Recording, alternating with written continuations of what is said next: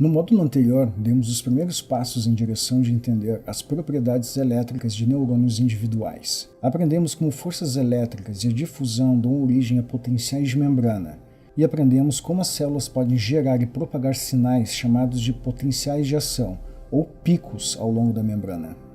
Entender as propriedades da membrana plasmática dos neurônios é essencial, mas entender apenas estas propriedades não nos é suficiente para o entendimento do comportamento coletivo de bilhões de neurônios conectados em nosso cérebro. Por sorte, podemos estudar neurociências em níveis e escalas diferentes de análise. Não precisamos confrontar a complexidade de tudo de uma vez só. É o que vamos explorar durante este curso, onde vamos passo por passo, do entendimento de moléculas individuais como canais iônicos, passando pelo comportamento elétrico de neurônios até o comportamento coletivo de pequenos circuitos neurais, até finalmente alcançarmos grandes regiões funcionais do cérebro. Então, vamos começar simples. Uma vez que examinamos um neurônio, a próxima pergunta deve ser: como dois neurônios se conectam um com o outro? Vamos primeiro examinar a anatomia básica de um neurônio. Até agora não demos a devida atenção que a maioria dos neurônios são células polarizadas, o que significa que eles possuem uma porção da célula para receber estímulos e uma outra porção para transmitir estímulos. A porção da célula que é especializada em receber estímulos de outras células são chamadas de dendritos. A palavra dendrito vem da palavra grega dendron, que significa árvore, e como você pode ver, possui uma forma semelhante a uma árvore, com ramos. Um sinal recebido pelo dendrito é transmitido para o corpo celular.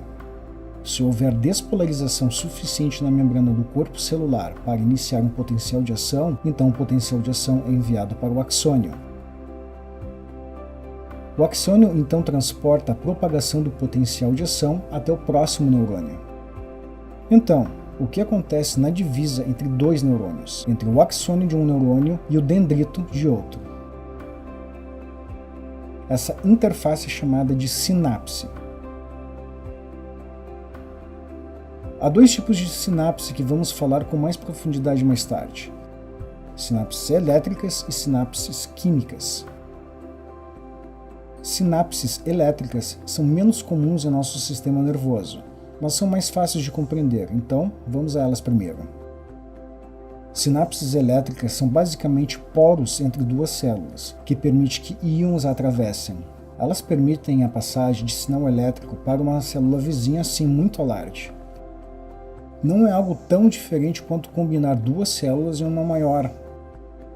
Há muitas razões para a natureza precisar de sinapses como essa de tempo em tempo. Elas são rápidas e permitem duas células trabalharem com uma alta sincronia.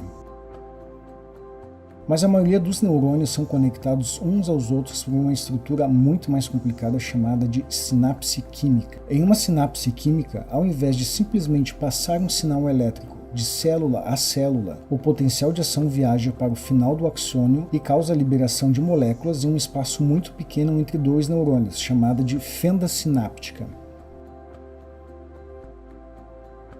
Essas duas moléculas são levadas para o próximo neurônio, do outro lado da fenda.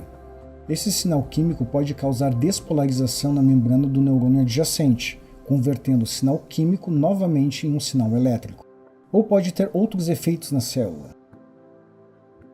Essa etapa química é mais lenta que a transmissão através de uma sinapse elétrica, mas abre oportunidade para um repertório enorme de diferentes e mais complexas formas de sinalização.